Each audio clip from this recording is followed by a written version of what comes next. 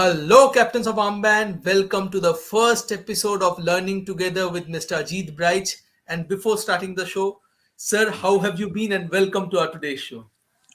Thank you for having me on. It's a pleasure. Very nice, but a little bit cold here. We had snow, so let's see if we can put a smile on everybody's face today. So, not snowing here, but it's cold here. But again, sir, always a pleasure to have you in our show. And I know a lot of people are waiting for this, and I can already see people coming and joining the show. So, I will not waste any time. I will just go on to straight to the talking point that everybody is waiting for. So, the first talking point will be how can coaches make sure that players improve while keeping things positive for both players and their parents?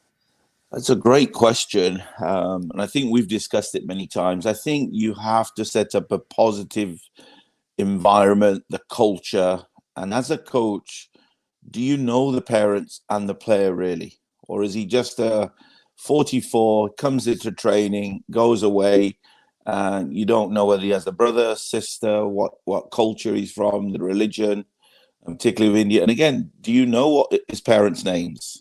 I know it's a lot, but we have a club of about 600, and people say, "How do you remember all the names?" I don't remember them. I just see them when it's not come up with, "Oh, you there." So it's the personal touch that's got it, because the other side, the technical side, will take care of itself if you're positive on the first side.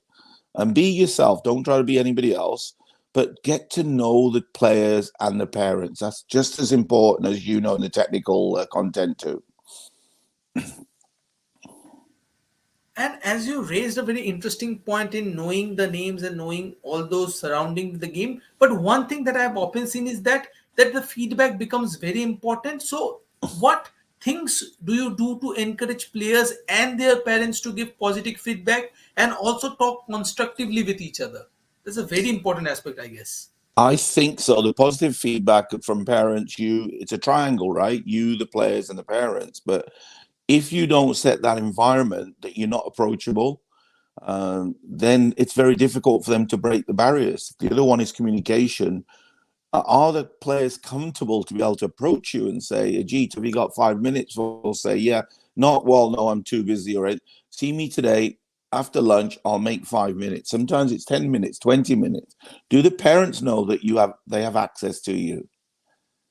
Some of the academies I went to in India, and even one, we've just done one, and we said to them right at the end, and my president said, hey, well done. And what it was, if anybody has questions, contact us via email first.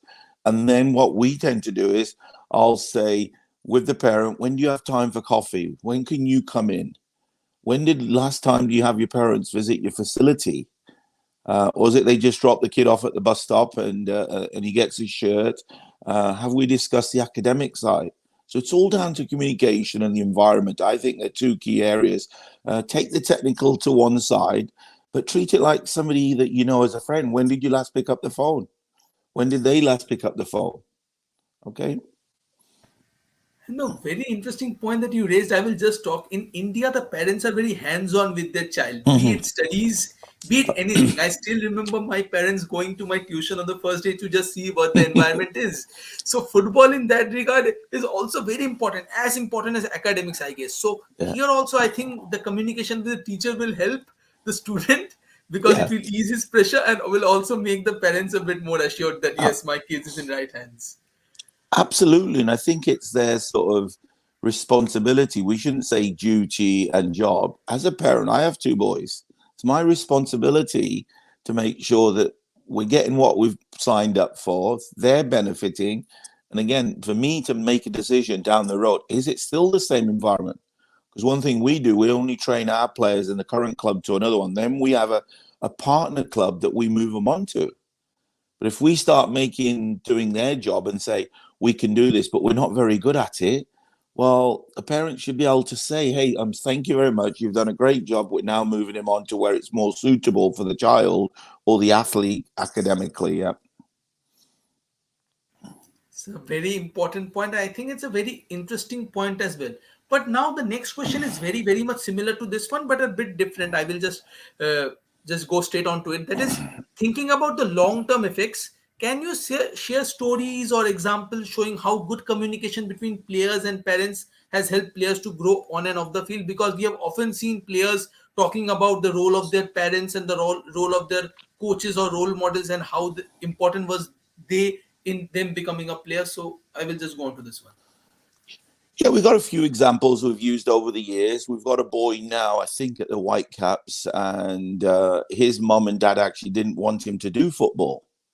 All right, but the boy had a passion, and we sat down, and again, coaches, technical directors, your recruiting company, should sit down almost with every child and parent and say, what is the plan here when you get to a certain age? Right, at 4, 5, 6, 7, 8, 9 year olds, we're trying to just put the love of the game. If we see somebody that's a little bit more talented, we talk to them. Having said that, the ones that aren't talented at the young age, are you communicating some of the areas that the child needs to improve on? All right, and then as a parent, what is your knowledge of football? So are you willing to accept what the coach is trying to say? However, the coach, and I'm not saying get your analytical guys and throw numbers at them, have a story and say, hey, I just want you to watch your child. Every time he gets the ball on the left side, he brings it to the right foot and he gives it away. We're trying to encourage him, go down the left side, even if you make a mistake. So give him pictures, as we call it, for the parent to watch and say, I've never actually seen that. All right. So it's watching a Hindi movie. I mean, we watch a lot here with my wife because she's born and educated there. I'm born in India, as you know. But initially, I didn't understand, but I understand it all because she shares those moments 40 years ago with me. So I knew what to look for. So the parents need to know, you as a coach, when you're yelling at them, is it what the parent's looking at? Probably not. We found that here as well. So share the technical content that you want from each, and it's not all the same. It could be 40. I know it's a lot of work. We've said this before. We're unfortunately a coach, you're everything. Yeah, it's a great question. And also, sir, the liberty to, I can make a mistake. My coach has said that I can do this, and if I make a mistake, I don't get scolded. This also plays a big psyche in the mind that there is nothing to lose here. I will do it in Yeah. the way I want. So Well, that's yeah, also a great thing, sir. yeah, and also we call it in Canada is the ride home. So when the child gets picked up in the car to go home, I don't think that's the time you should be talking to your child unless it's well done. It's, well, you didn't do this, you didn't do that. I didn't hear you. Did you have a bad game today? Leave that conversation unless it's really, hey, you had a great game today. Thank you very much. You know, he wants a little bit of food, a drink, wants to get home. Maybe they got beat. And that's even worse. Mom and dad said, oh, tu sona nahi aaj khedya, tu bolo na dehi janda si, or whatever, right? Leave that conversation alone, please. In my opinion, what it's worth. Yeah. That conversation used to be very painful. Despite of not playing football that much, I used to play cricket. And the day we used to lose, when we come back and people say, yes, you lose bad, it used to feel worse. I can attach to it. But Yeah. again, one very important aspect to this is sometimes the parent coach relations sometimes do get a bit complicated. So when a parent disagrees with coaching decisions, what do you do to keep the talk through, and also you just address their concerns and keep the things positive? How do you manage that? Well, first thing you as a coach have to stress, this should have been done pre-season or when they sign on, you get to know the culture, that you have the child's best interest. Quick example of that, a player, I'm trying to think, was it when we had the ID camps? A player who I know very well was having a real tough time. He was out of his level. I had to bring him off, and then he complained a little bit, and he said, Coach, but I didn't get time to put it right. I said, but every time you made another mistake, because we had professional coaches there scouting, that's what they were looking at. So I took you out of that environment. I'm going to put you back in when the opportunity comes. All right. So the coach has got to explain, back to your question, is to the parent, why are you doing it? Where are you doing it? And when are you doing it? Actually, the why should be at the end. All right. What are we doing? When are we doing it? And why are we doing it? But if the parent says, well, he doesn't knock, say, but that's not what we're teaching. Back to what I said earlier. Do they know actually what you're trying to teach him on set? Does he know what sort of system his son or daughter plays in? Well, I'm going to 4-4-2 at the moment. All right. My wingers can't tuck in half space, not to get too technical. So mum says, well, He keeps talking about half space. I said, well, why don't you come and sit down with him and ask him what half space means? And all that means is shrinking the field when we don't have the ball. So the parents have to understand what we're coaching, and the best interest of the coach is the overall picture of the athlete. That is so important. But again, these our academies, it's no different here. We have to express that to them. I don't know whether it's parent meetings. We just had a parent meeting, about 90 parents. What our youth to adult transition program is. So we just introduced a program because we feel young players aren't being thrown in the men's program early enough. And I know with India, the national team, we've got the same issue. Got great players sitting on the I-League bench, great players sitting in the Super League. Well, they should be playing 90 minutes somewhere at least once a week against players that are better than them. So, yeah, with the parent, get to know them as well. Because some parents, you're never going to win that battle. They know it all. Right? And the As you said, customers, yeah, the customer's always right, they say, right? totally agree. Especially with Indian fans, they're always right. I can't disagree.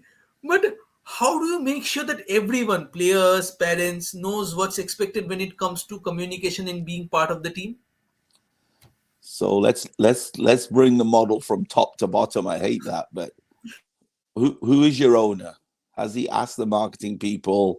I mean, I've actually got asked to. We're doing a brand new program, U8, and one mom had a very good point. We're taking it on board.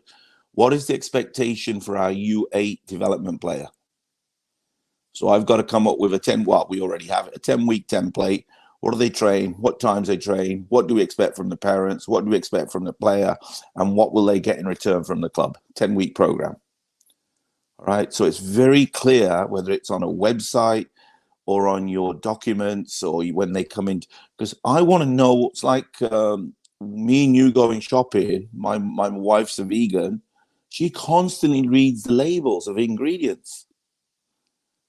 All right. And that's the same thing with us. We need to know what those ingredients you're putting into that child's training. All right. So it's very important. And in there, it could be, if you've got the resources, there is a monthly meeting with a parent, player, child. All right. A lot of clubs do that. And then the progress reports. What are progress reports? We don't want a 30-page technical document. First one should be just about good habits. He's a great person. She's very coachable. Actually, we talked to one of the pro coaches and we talked about something called presence. Good players have presence. What's presence? I don't know. Mom and dad might know. Well, tell them what presence means. We have a little boy. You notice him whether he's on the ball or not, because he's either talking or he's telling people what to do. And I awarded him the MVP of the ID camp out of 90 players. And people said, what did you find? I said, presence. He was a good player. But when he didn't have the ball and when it came to picking the cones up, coach, I got it. Don't worry. Go. And I said to his mom, I said, you brought up a real good child here. And she was happy. Presence. So that goes back to, what are you as an academy, as a club? What's the philosophy? That's got to be done a lot earlier, which I feel not just here, India, everywhere. We sign up and we think, that's it, he's going to be a professional footballer. But there's so much more to do, yeah. A very interesting point. And also, I like the point of presence. It's very important. And I think that it is something that you need in a footballer. He needs to be someone who is very responsible. At the same time, he's someone who can also guide everyone who is around him. A very, very interesting point raised by Sir. Yeah, And Sir, yes, just sir, yes, the other word, just as important presence, is respect. yes, Sorry, I yes, missed that out. I respecting. shouldn't have done it. But with the presence, the respect words, they're so parallel. And everything you describe, player that's got respect and presence, he's got a very good chance in life. Forget the football side. I think those two ingredients are now, particularly with social media, they can't get on social media quick enough. They don't have time for you. I've got to leave. I've got to do this. Make time. All right. Sorry to interrupt. And so, in a world where disrespect is the trend, respecting is actually something that is a key character in a good player. We Yeah, have seen that respect comes with discipline and discipline comes with respect. They go hand in hand sometimes. correct. So now moving on to the question number 5, and yes, we will take the fan comment, Kothoshu, don't worry. But now, how do you? And it's a very very interesting question. That's why I will just ask you this: that making a supportive environment for parents is important. So can you share some examples of what has worked well to involve parents without causing a problem, because they play a very very key role in molding the whole idea or perception of the student regarding the coaches and everything, because they play a role. You are spending your whole day with them. Yeah, actually, as you say, um, the parents have a big role because you only see them for that 90 minutes, 60 minutes, or match day. Things that we've encouraged parents to do is on the physical attributes. What that means is when a player is not performing well, we need to find out why. Because he's a good player. Is it he not getting enough sleep? That's the biggest one up there. Food intake, reduction of social media. We're really clamping that down on as a club. At the ID camp, we collected all the phones. There was a little bucket. I said, make sure it's got your name on it. And then even when we're on road trips, my manager, we actually take them away and charge the phones for them so they don't have them overnight in the rooms. Right. So the parent can play that role as well now, right? Timing. That's a real bad one for us in Canada at the moment. We've got very entitled. We call it entitlement. They show up a minute before the game and they think we said no. But the parents are responsible because they're driving them.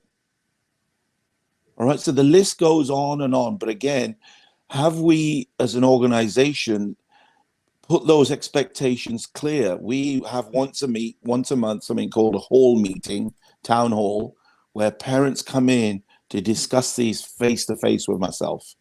All right. And some are new parents, some will come in, some of my older players, I'll say, can you come in and be a bit of an example? We've got a boy now that's, he doesn't smile very often, but we've got him smile. Mum said, I have the same. I said, we're going to work on it. All right. So she'll do silly things with him, hide his football boots. And he's going around and she'll say, oh, Ajit told me to hide it. So he comes and he, coach. So that's just so we got the best out of this boy. All right. And that's what we need to do is we need to spend more. I think overall today, we need the organizations to be well prepared off the field.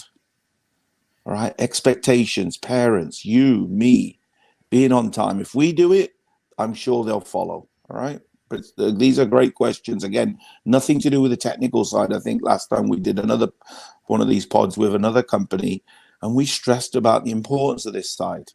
It's not just getting out there, put your boots on, kick a ball, and I'm going to be a professional footballer. Yeah. Totally agreed, sir. And there is a fan question as well, or a captain's question as well from Fatoshu saying, education about football in the school level is most essential in India. Yes, I agree, because everything starts with academics in India. So, do you think that it's true to a certain bit that in India, if you want to develop, schools can play a part?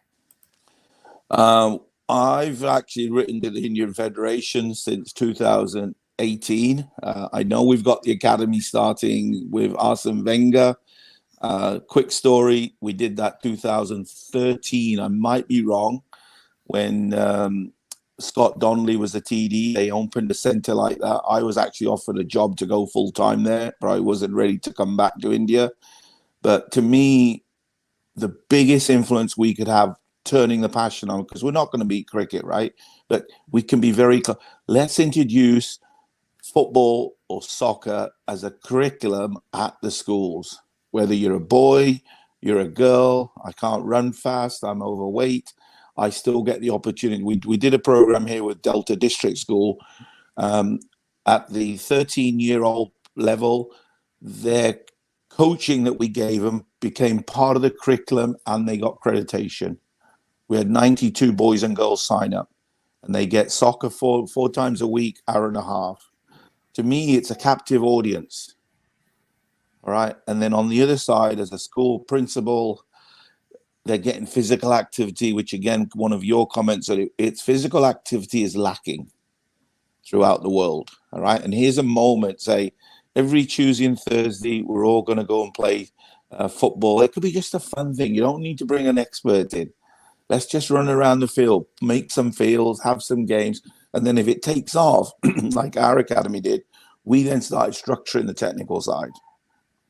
And believe it or not, then we got a couple of universities saying, could we partner with you when the boys and girls are ready so they can come to us because we have a football program as well. That's how the university program started with us probably 15, 20 years ago.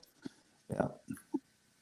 And sir, I can share you a story. A new boy came to our school, and he was not very much active. He was a very introvert person. You didn't used to communicate much and all those things. But suddenly a football workshop actually came to our school. Basically, we were all playing, and he played so good. He was a very good player. And suddenly the confidence that gave him, he became so much more extrovert. He was talking to everybody. Football gave him the confidence. And there was a certain kid who was once being said he was overweight, but he was so good with the football that day. It actually made him confident, and a lot of friendships were made because people who didn't even know each other played that day and became friends. So I think football can have that impact on child, irrespective of anything. Even if they don't become a footballer, I think it has a very big role to play, even in a common man's life. Well, the word you use, confidence, is huge, even at our best players. If we don't have confidence, they're the ones that struggle. And so that's the life lesson, being confident. And I'm not just saying for football and soccer. The school that we referenced, we had a baseball program. They had a basketball program. So one week you could go and try basketball, but once the routines got set, because maybe you liked basketball better than football, but there were children that were never exposed to football, loved it. We've got a boy now, Fraser, who I know very well. He's now become a referee locally, and I see him all the time. That makes my day. And he would say, Coach, I didn't like football, but I said, yeah. And I jokingly said, yeah, but you weren't very good. And he said, I know. But he said, look what I'm doing now. I love refereeing. So football introduced him a different pathway, because the other thing in football, and India's big now, obviously, you don't have to be a coach. There's 101 careers that you could get out of football or all other sports. Don't need to be a doctor or this. Yeah, they're great jobs, but this market for sporting avenues for careers is huge around the world. Especially when Indian football is growing, and the amount Yes, of jobs there is huge, absolutely. huge potential. Totally. So Shonko has actually written, what steps can be taken to make parents aware of sports? Well, it's back to, we could now go back to the school system. Again, I go into a bunch of schools here twice a year, and we just say, we're coming in to introduce you to football. And all I do is I take every child over 2 days, 30-minute session in the gym, parent meeting, 30-minute session in the gym, parent meeting. All right. And then the parent, again, we leave our flyer and say, have you got any further questions? Again, it's a lot of work off the field. All right. Marketing's a big tool now. Website's a big tool. But I think in person, which sometimes is the best tool, is not always possible, particularly in remote areas in India. All right. But again, those are avenues we need to bring on board. And that's where I think the federation spending more money is in the grassroots, where we can get more and more and more people into this pond rather than just a few big fish that are swimming around. Let's get thousands of, I think they had the program 1 million to million or something. I don't remember the words when the 2017 World Cup boys was there.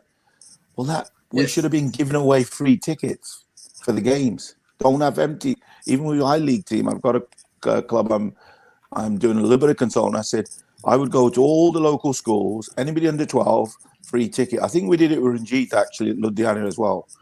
And then the parents come in who buy a ticket, but the kids come in free. So how do we keep them all alive? That's the main thing.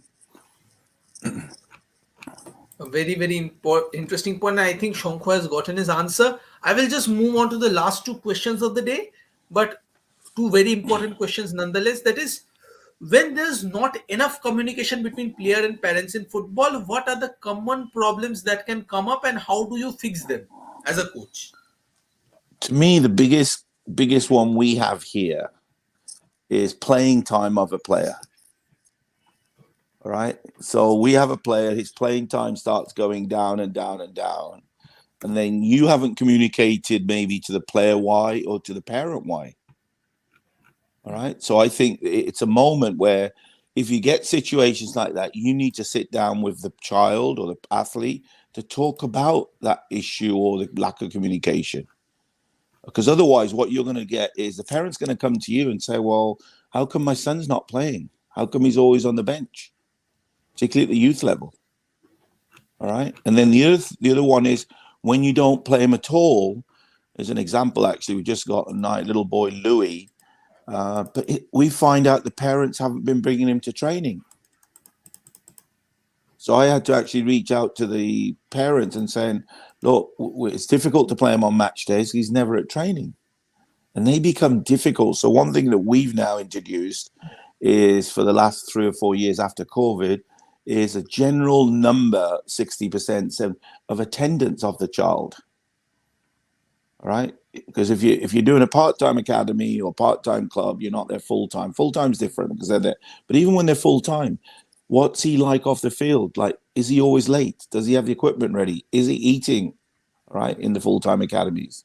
These are things that, again, we need to be able to have available and then discuss with the parent on a regular basis, particularly if there are concerns as a coach you're getting early.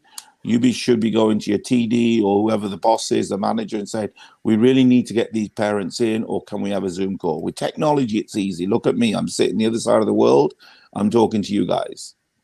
Right? Say, can we? But the only little tip I'll give a young coach, don't do it you and the parent on your own. Always have a third person in the room. Right? That comes in. I'm not sure whether I was trying to get the Indian Federation to do something called ethical decision making courses. That's what we have to do here. Right? And that's one of the golden rules. It's never one-on-one. Right? Have a third pair. It could be, it could be one of the assistant coaches. So there's a validation to what, well, no, you didn't say that, Ajit. You told me my son's not very good. And I didn't say that, though. I actually just said, look, he needs to improve in these areas. But early communication will get you out of the difficult situation, I think, is the summary. Early intervention. And also, just regarding to this question, also another important question, just very much attached to it, that is, talking to parents about their kids' behavior or performance can be tough sometimes, because parents can be overbearing. They will say, no, my child is perfect, he has done nothing wrong, you are wrong. So Yeah. this is something that I have seen enough times in my lifetime happening. So I Yeah. will just say one thing. So can you give some simple advice for the coaches in handling these difficult conversations? Because I know some parents keep their child on the pedestal. I've Absolutely. seen them. It's no different here. It's no different. They think my child can never do wrong. And so what I try to do as a TD, I watch a lot of training sessions. So I try to store in my mind examples of when that child's not doing it. Or I listen to words that child is using. And then what I'll do with the child is, with the assistant coach, I'll bring him and say, hey, Charlie, I heard you say this. Oh, you want to see his face. And then you say, well, I'm going to tell mom and dad, but you're going to come with me. And you know what happens then. Even me in the 60s and 70s, I'm showing my age, I didn't want my teacher to go to mom. So two things come out of that. Either he's going to change his habits, right? Or B, we're going to go to the parents, and then you've got your assistant coach and say, look, this is what we've dialogued over a week or two, but we're in an area where we're now concerned. What can we do together? As I said, if you go straight to the parent, say, well, he does this, she does this, she's going to say, no, my daughter doesn't ever do that. Being on the cell phone during sessions, that used to happen in our club. Oh, I'm checking the time. I need it for emergency. All right. So I've had parents saying, well, why don't you check your child's usage of the phone and the times? You can do all that now with the technical side. So it's finding little pictures or moments that have happened. Sometimes my wife would say, yeah, but you like to tell a little white lie sometimes. That little white lie will get you to a positive situation with that. Do you know he does this? Have you checked his bags? So all of a sudden, you're now painting a picture where the parent thinks, oh, my God. You watch these movies, the entitled players, $1 million guys, but they're away on business. Guess what? Charles having parties at home. It's no different. And then they clean up before everybody gets back. So as a coach, make sure you constantly know it's actually back to the first question. Do you really know your players and their habits? I remember at Minerva, there's 2 players, great players, but terrible habits off the field. And they're very good professionals now. I said, if you don't change that routine, I'm never going to recommend you to go anywhere, because you're representing me when you go to the next level. And that's the conversation we've got to have parents. You're representing your parents out here. Yeah, no, great question, but it's a difficult moment. But strike early, have some, not evidence, I think that's a strong word, but have some little situations that you know are actually factual and share it with the child first or the player. And then you say, look, what are we going to do here? All right. I think there's only probably one in my time where I battled with a girl at the national level once. But then I found out she was having problems out of football as well. So that's the other thing we don't know. Maybe they've got a tough life out of football, but this is their outlet for 1 hour, 2 hours. And then you as a coach are going on to her or him. So be very careful. But again, it's something you can, we discussed it, is find mentors that can help you in India, that can help you through those difficult situations. Have a good TD, go to your owner, and the more support you get, the better for you as well as a coach. Yeah. So all of my questions have ended. We have just one question from the captain. That is, do you think the famous players like Martinez, Ronaldo, and even players like Koulibaly, who has already come, Milinkovic, Savic, and all those guys, Ruben Neves, coming to India does really help to improve football? I don't think, it's my personal opinion, I don't think it personally helps, but it do get the limelight. It's my opinion. So I will just ask this question and end our session today. Right. I think they provide us exposure. Hmm. That's a better word, in my opinion, because we need exposure around the world. Hmm. Yes, the young players can learn, but ultimately, if we have 10 or 11 of those named players in a team, what chances will our best 19, 20-year-old get to get on the field? To me, that's the biggest. This program I'm just building, it's about 6 weeks old. Youth to adult transition. Last week, we had a 14-year-old playing the senior team for the last 30 minutes, and he didn't look out of place. All right, you see it in the Premier Division now. 16-year-olds coming on sub. So with the I leagues, I know the owners want to win, and there's everything else to consider. It's easy to say, but if you're 3-0 up, or you've got a little tour trip, throw a few of the, have them training with the first team. That's what one big thing we've done in our youth to adult transition. Our very best players train with the youth team, but then they come and train with the first team a couple of times, just early in the week, not nearer to the date of the match, because we're working on match stuff. Right. So those players are very important for exposure, but we can't have all of them taking over the playing time of our players. Right. And that's why I believe the accreditation in India, the academies, which I was involved way back, but we should be saying to these within the academies, what are the youth players that you're bringing through the system? Right. And then if you've got an ISL league, I believe that's in the media. Where's your reserve team? Where's your under 23 team? Where's your under 19 team? Do you have a true club model to get this accreditation? Or are you just a private academy, which a lot of them are in India, as you know? Here, we can't get them unless I have a men's team, a women's team. I've just got the license serving for our club. It took us 2 years to get. We have to have a youth program. We have to be attached to school programs. So it's a whole model from start to finish. So, yeah, another good question. We do need them, but at what point do we sacrifice playing time for our own young men and women out there as well? Yeah. I think that everything I felt in my mind, you just articulated that, because I still don't think that bringing them does help anything, because they do bring the limelight, but I don't think it's necessary for a country like India, because if you see Saudi Arabia, they have a system at place, and then they are bringing these players, so their system are getting enriched, not for us, because our system is still just on the moves. So, captains, that was all for today. Thanks a lot for everyone who was joining. I knew you guys, a lot of you have came. Some of them have commented, some yes, but a lot of people haven't. But again, thank you everyone for joining today. And until then, it's goodbye for Armband. This is only the first episode, so don't worry. A lot of chances for you guys who didn't comment today to comment the next day. So, guys, until then, it's goodbye from Armband. Yes, a big announcement is there. I won't reveal today in the first episode, but there is an announcement, and we will reveal it in the due time. So until then, it's goodbye from Armband, and a very, very big thank you to Mr. Ajit Braj for being with us today, sir. Thank you. So very, very big thank you. So All guys, right. we are ending it today. Tada! Please subscribe to our channel, and we will meet tomorrow with yet another episode of Team of the Week for ISL. So guys, tada!